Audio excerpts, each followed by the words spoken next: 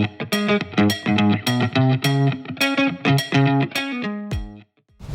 morning, attendees. My name is Nicole Penny, and I'm the Precision Ag Manager here with FS Partners. This morning, I'm standing with Neal Miller of Miller Farm. Can you tell us a bit about the SmartFirmers for those that don't know much about them? So basically, it's just an eye that reads here that goes in the furrow and tells you a whole bunch of things like soil moisture, temperature, organic matter. Yeah, we got a lot of good information from it. Seems to be pretty accurate, really.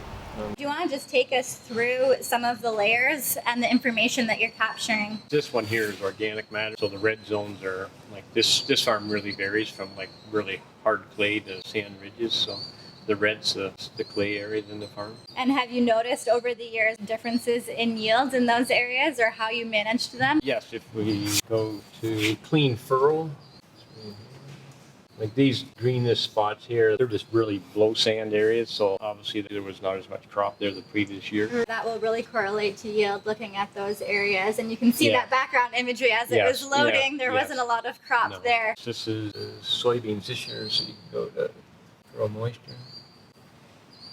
We were aiming for about 33% moisture, so it'll maintain that and keep it really right there.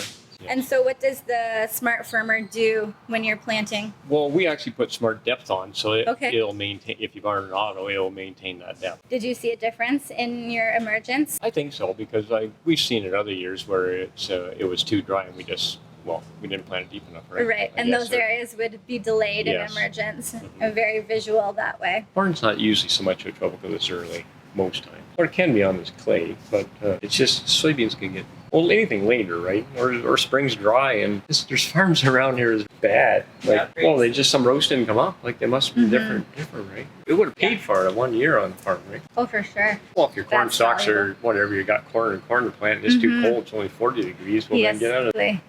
Oh, that's great. There is temperature as well.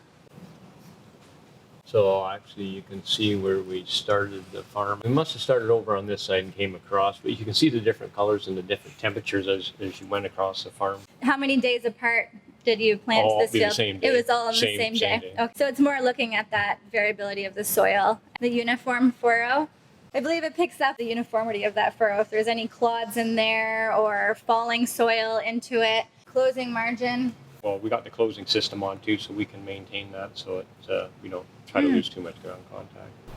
Applied closing force. Pretty consistent. But it's consistent across the farm. You don't see the variability with it.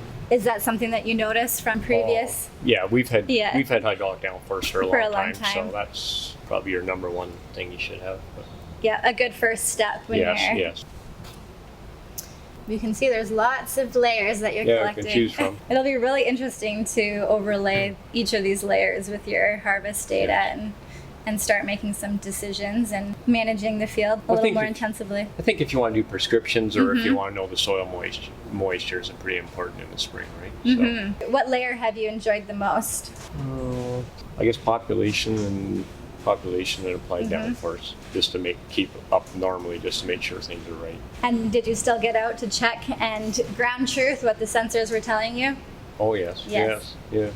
No, it really was close. It was close. Yeah, like you could just put it right in that moisture line. Yeah, so. Yeah, that's great. Very valuable. You spoke about how variable your soil is in this area, from heavier soil to lighter soil, a bit of elevation differences. Once you were running your ground and planting with these SmartFirmers, was it as variable as you thought or more variable than what you had experienced? No, probably it's been variable. We know that. Yeah. Probably most of us from tillage over the years where we worked, everybody's worked it too much. Yes. But it shows us, so then if we want to do prescription maps, it should give us our zones a lot more accurate, we're hoping.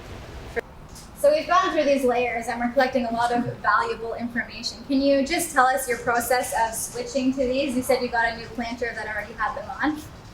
Yes, we bought a new planter. We had an older case planter before that we had loaded with precision, but we couldn't get the SmartFirmer on the case planter still, so we decided to switch.